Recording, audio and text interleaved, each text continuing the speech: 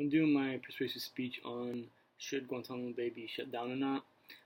Through my speech, my goal is to argue that Guantanamo Bay should be shut down immediately and to demonstrate how it goes against biblical worldviews. Many people aren't aware of Guantanamo Bay and what the issues are with this detention camp. There are three main issues I'm going to highlight in this speech that are the reason why it should be shut down immediately. One being cost, two being the interrogation methods that take place, and three, the violation of legal issues that occurs here. Guantanamo Bay does more damage than good being kept open, which is why I think it's essential that it gets shut down immediately. Alright, so my first point, Guantanamo Bay costs a fortune to keep open. It costs somewhere around $400 million right now just to keep the prison open.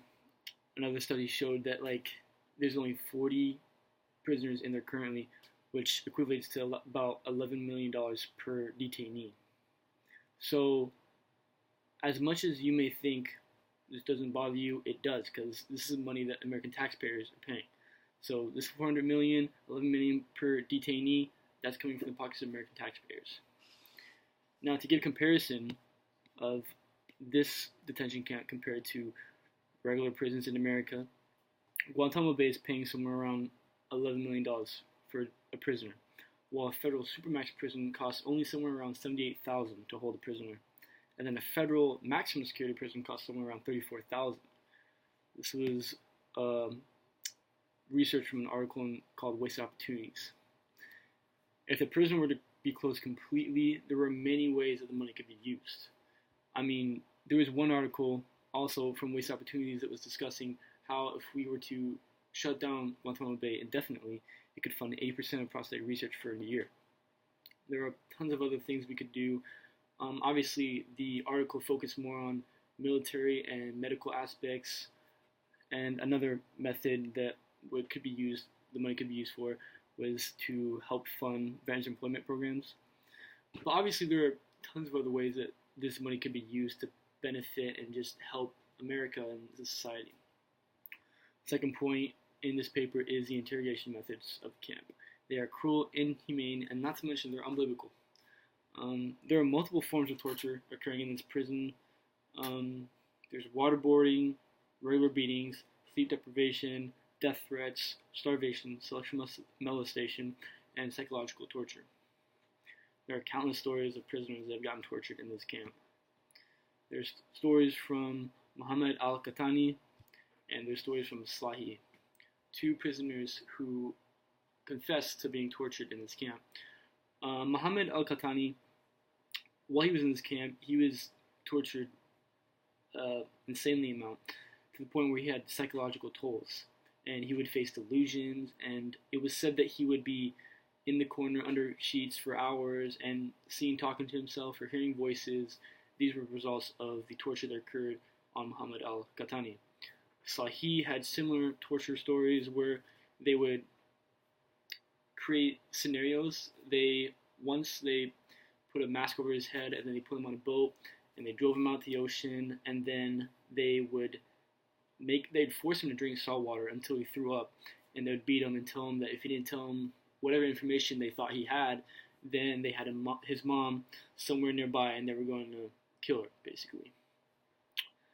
Now, as much as this is ethically bad, it's also morally bad from a biblical viewpoint. The Bible says in Philippians 2:3, "Do nothing out of selfish ambition or vain conceit, rather in humility value others above yourselves." This detention is basically violating this verse. The standards of this verse are to value other people, and by torturing these people, this verse is doing everything but that. It's going against that.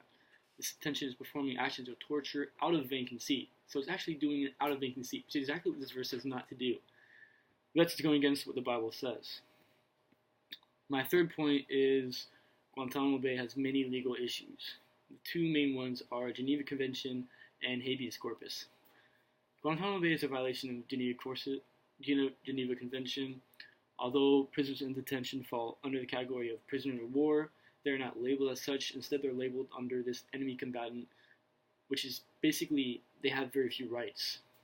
And this is kind of a dead zone, and it's a big debate for politicians, like what rights they have and what rights they don't, because due to Bush's administration, they threw these detainees under this category of enemy combatant for the main purpose of giving them few rights.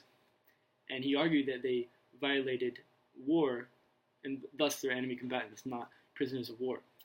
So there's just a lot of confusion, and I mean, honestly, it's a violation, but technically, there's just confusion around it. So technically, it's not, which gives them the right to torture, but in reality, it's a violation.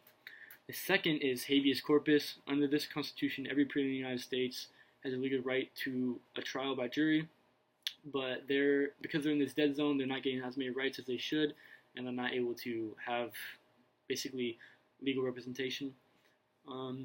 This doesn't only go against the law, but biblical ideas.